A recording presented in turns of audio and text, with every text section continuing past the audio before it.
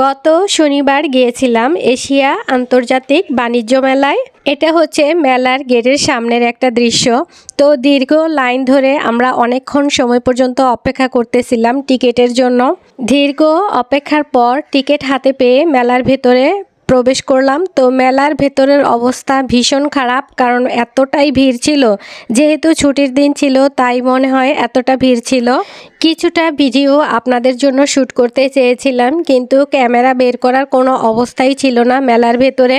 তারপরও এই খাবারের দোকানটা দেখে আমি একটু ভিডিও নিয়েছি খুব কষ্ট করে, কারণ দাঁড়ানোই সম্ভব হচ্ছিল না ঠেলাঠেলি ধাক্কাধাক্কির কারণে।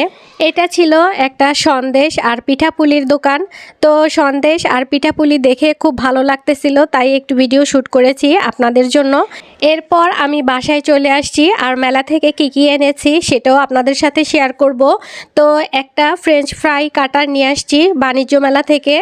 আর এটা কিন্তু এমনিতে সাধারণ কোনো দোকানে পাওয়া যায় না, অ্যাভেলেবেল না, শুধু মেলাতেই পাওয়া যায়। তো আমি এটা নিয়ে আসছি। এটার দাম নিয়েছে 250 টাকা।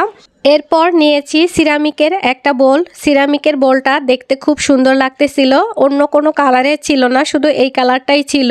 সিরামিকের এই বোলটার দাম নিয়েছে 350 টাকা। তো মেলাতে সব কিছুরই দাম একটু বেশি ছিল। এই ছিল আমার আজকের বাণিজ্য মেলার ঘোরাঘুরি।